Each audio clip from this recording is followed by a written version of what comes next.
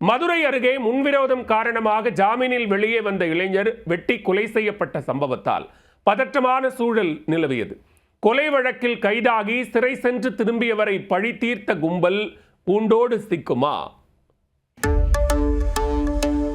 மதுரை மாவட்டம் விக்கிரமங்கலம் அருகே கல்புளிச்சான்பட்டி கிராமத்தைச் சேர்ந்த இளைஞர் சித்திக். இவர் ஞாயிற்றுக்கிழமை இரவில் மலையூர் பகுதியில் தனது நண்பர்களுடன் நடந்து சென்று கொண்டிருந்தார்.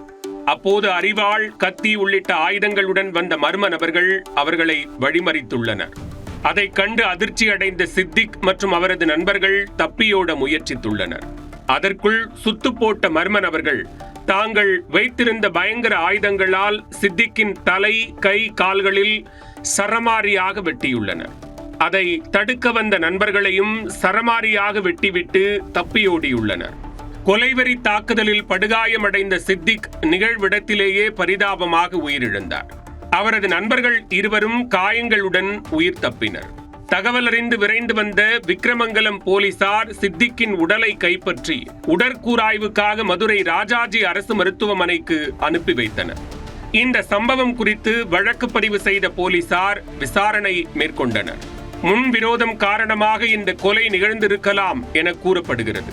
கடந்த 2024ஆம் ஆண்டு விக்கிரமங்கலம் பகுதியில் நிகழ்ச்சி ஒன்று நடைபெற்றது. அதில் கல்புளிச்சான்பட்டி கிராமத்தைச் சேர்ந்த சகோதரர்களான சித்திக் மற்றும் சித்தார்த் கலந்து கொண்டனர். அப்போது முத்தையா என்பவருக்கும் சித்திக் சகோதரர்களுக்கும் இடையே தகராறு ஏற்பட்டுள்ளது. தகராறு முற்றிய நிலையில் முத்தையா கொலை செய்யப்பட்டார். இந்த வழக்கில் சகோதரர்களான சித்திக் மற்றும் சித்தார்த் ஆகியோர் கைது செய்யப்பட்டு சிறையில் அடைக்கப்பட்டனர். சில மாதங்களுக்கு முன்பு அவர்கள் இருவரும் ஜாமீனில் வெளியே வந்தனர். இருந்தபோதும் சொந்த ஊருக்கு திரும்பாமல் சித்திக் மற்றும் சித்தார்த் தலைமறைவு வாழ்க்கை வாழ்ந்து வந்தனர்.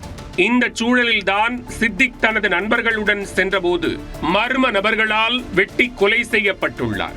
எனவே 2 ஆண்டுகளுக்கு முன்பு முத்தையா கொலை செய்யப்பட்டதற்கு பழிவாங்கும் நோக்கில் திட்டமிட்டு சித்திக் கொல்லப்பட்டாரா அல்லது வேறு ஏதேனும் காரணங்கள் உள்ளதா என்பது குறித்து போலீசார் விசாரணை மேற்கொண்டு வருகின்றனர்.